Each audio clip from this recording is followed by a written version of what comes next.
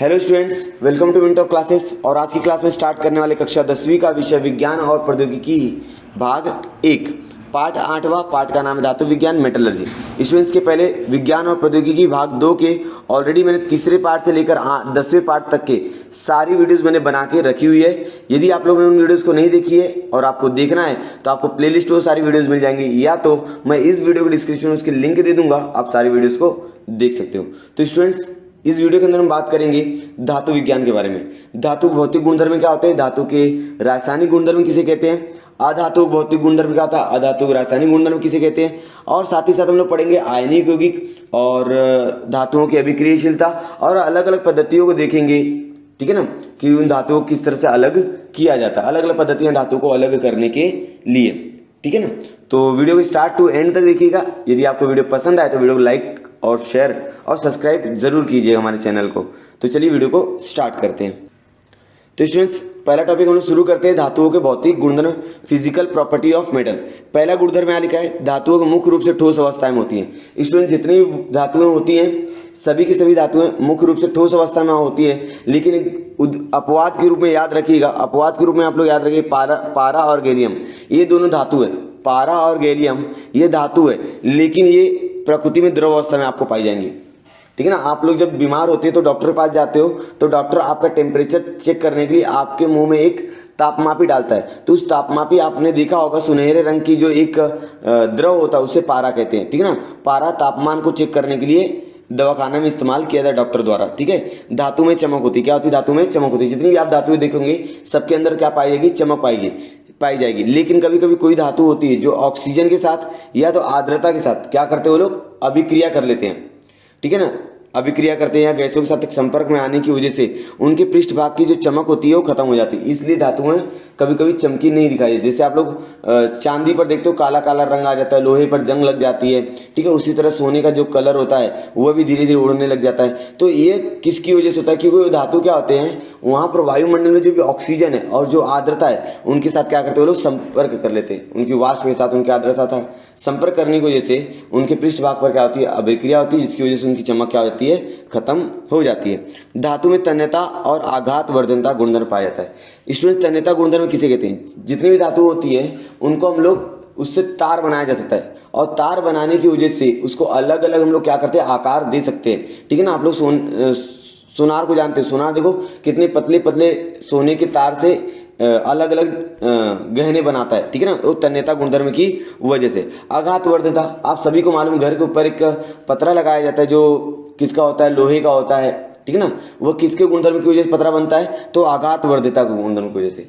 आपने देखा होगा लोहार जो होता है वह पीट पीट कर अलग अलग औजार तैयार करता है। लोहे को पीट पीट कर उसको गर्म करके उससे अलग अलग औजार तैयार करता है। तो ये किस गुणधर्म की वजह से संभव है, ये आघात वर्धनता गुणधर्म की वजह से संभव है। ठीक है स्टूडेंट्स, तो स्टूडेंट्स मुझे कमेंट सेक्शन में कमेंट करके बताइएगा 1 ग्राम सोने से कितना किलोमीटर लंबा तार बनाया जा सकता है। 1 ग्राम सोने से कितना किलोमीटर लंबा तार बनाया जा सकता है, इसके बारे में आपने कक्षा 8वीं में सीखा होगा। तो आप मुझे कमेंट करके बताएंगे कि 1 ग्राम सोने से कितना किलोमीटर लंबा तार बनाया जा सकता है। चलिए अगला गुणधर्म देखिए, सभी धातुएं उष्मा और विद्युत की क्या होती है, सुचालक होती है।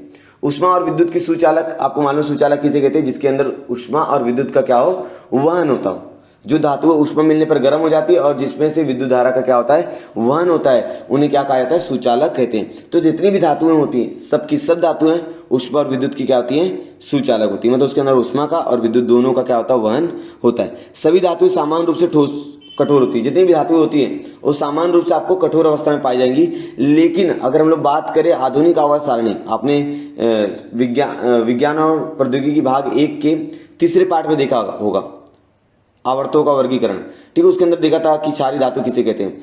तो उसके अंदर समूह नंबर जो 1 था जिसके अंदर लिथियम, सोडियम और पोटेशियम, ये जो होते हैं स्टूडेंट्स बहुत नरम होते हैं, इनको चाकू से भी काटा जा सकता है।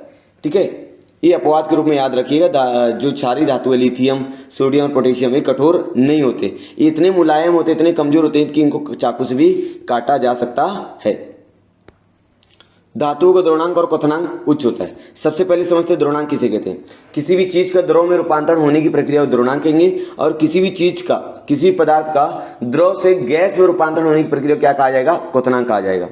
ठीक है, तो जो भी धातुएं होती हैं उनका द्रवणांक और क्वथनांक क्या होता है, उच्च होता है। मतलब उनको द्रव में रूपांतरित करने के लिए और उनको गैस में रूपांतरित होने के लिए बहुत ज़्यादा तापमान और बहुत ज़्यादा ऊष्मा की ज़रूरत पड़ती है।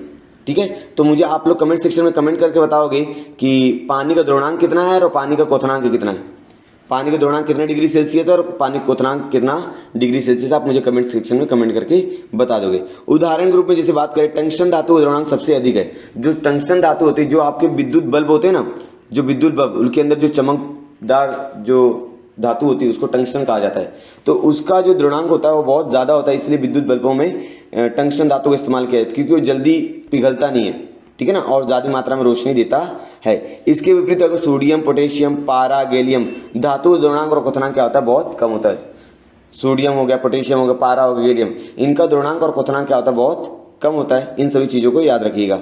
जो कुछ धातुएं होती है आघात करने पर में ध्वनि निर्माण होती है। जितनी भी धातुएं होती है, जैसे आपके घर में अगर बर्तन है, कोई लोहा है, तांबा है, पीतल है, तो उसको अगर आप लोग पटकते हुए उसको किसी चीज़ से आघात करते हो तो उसके अंदर क्या निर्माण होता है, ध्वनि निर्माण होता है। और इस गुणधर्म को कहा जाता है ध्वनिक धातुएं। ऐसी धातुएं क्या कहा जाती है, ध्वनिक धातुएं कही जाती है। अब आगे चलिए स्टूडेंट्स, अगला गुणधर्म देखते हैं, अधातुओं के भौतिक गुणधर्म। अभी आप लोगों ने अभी तक क्या समझा, धातुओं के भौतिक गुणधर्म देख लिया आपने। अब हम लोग सीखेंगे अधातुओं के भौतिक गुणधर्म, physical property of non metal. ठीक है, कुछ अधातुएं ठोस अवस्था में तो कुछ गैसीय अवस्था में होती है। जितनी भी अधातु रहेंगी वो कुछ ठोस अवस्था में पाई जाएगी, कुछ गैसीय अवस्था में पाई जाएंगी। ब्रोमीन इसका अपवाद है, जो द्रव अवस्था में पाया जाता है। ब्रोमीन याद रखेंगे, ब्रोमीन जो एक अधातु है, लेकिन वह कौन सी अवस्था में पाया जाता है, द्रव अवस्था में पाया जाता है। अगला कुछ पॉइंट, अधातु में चमक नहीं होती है। जितनी भी अधातु होती है उसमें चमक नहीं होती है, लेकिन याद रखेंगे आयोडीन, आयोडीन जो होता है स्टूडेंट्स, आयोडीन मतलब नमक जो होता है, वो उसके अंदर चमक पाई जाती है, जिसको क्योंकि उसके अंदर जो केलास होते हैं वो चमकदार होते हैं। ठीक है ना, केलासन जल के बारे में आपने कक्षा 9वीं में पढ़ा होगा। ठीक है, अब आगे, अधातुओं में कठोरता नहीं पाई जाती। जितनी भी अधातु होती है उसके अंदर कठोरता नहीं पाई जाती है, लेकिन जो हीरा है विश्व का सबसे कठोर बोल सकते हो वाला पदार्थ है। हीरा विश्व का सबसे कठोर पदार्थ है, जो एक अधातु है। तो अपवाद के रूप में याद रखिएगा, हीरा क्या है, अपवाद है, जो विश्व का सबसे कठोर है। ठीक है ना, कार्बन का प्रूफ है। अधातु का जो द्रवणांक होता है और क्वथनांक जो होता है वो कम होता है। जैसे हमने सीखा था कि धातुओं का द्रवणांक और क्वथनांक क्या होता है, उच्च होता है, ज़्यादा होता है। लेकिन जो अधातुएं होती है उनका द्रवणांक और क्वथनांक दोनों क्या होता है, कम होता है। और हमने देखा था जो धातुएं होती है उन वो जो होती है विद्युत और ऊष्मा का क्या होती है, सुचालक होती है। लेकिन अधातुएं विद्युत और ऊष्मा की क्या होती है, कुचालक होती है।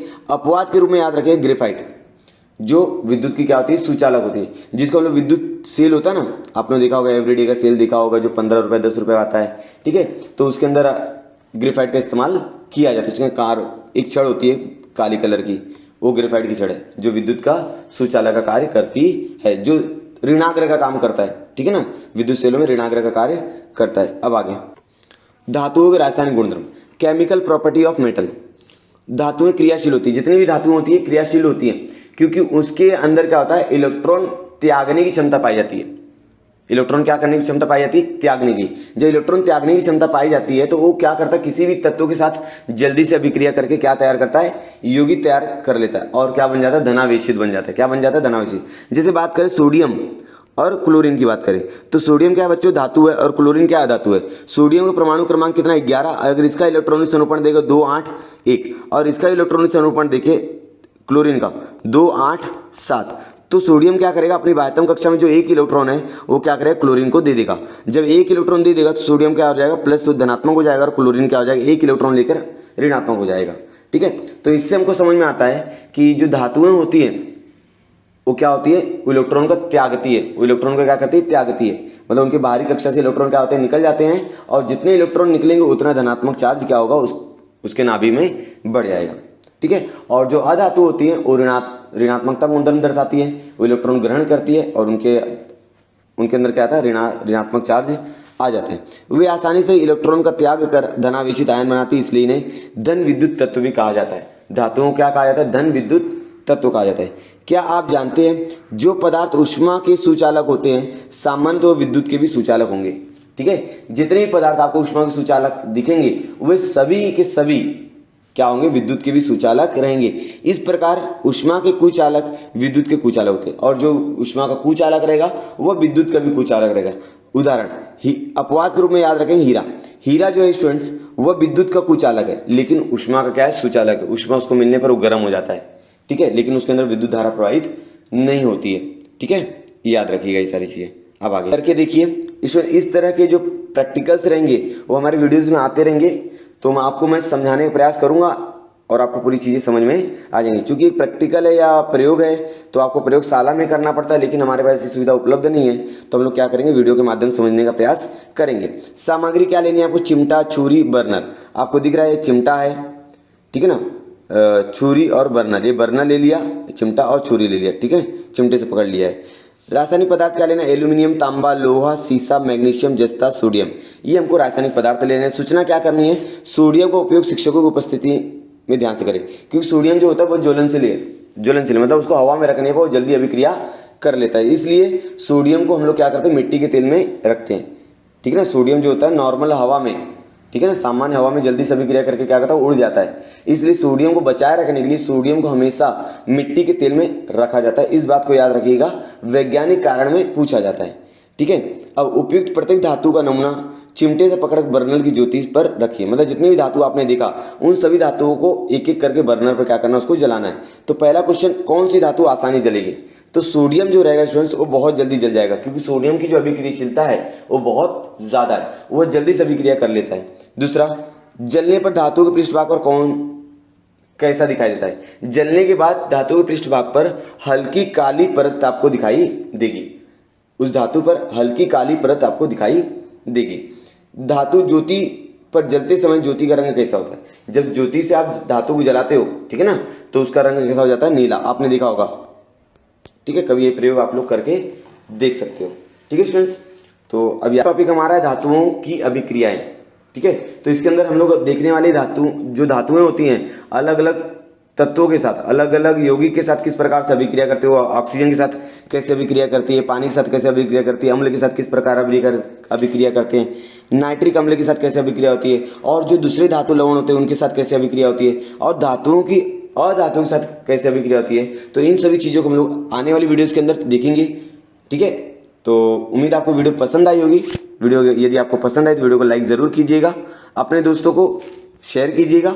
यदि आप लोगों ने हमारे चैनल को अभी तक सब्सक्राइब नहीं किया है तो स्टूडेंट्स आपसे रिक्वेस्ट है कि हमारे चैनल को सब्सक्राइब कर दीजिए, क्योंकि इस तरह की अच्छी वीडियो और इन्फॉर्मेटिव वीडियो आपको इस चैनल पर देखने को मिल सकती है। तो मिलते हैं नेक्स्ट वीडियो में, तब तक के लिए धन्यवाद।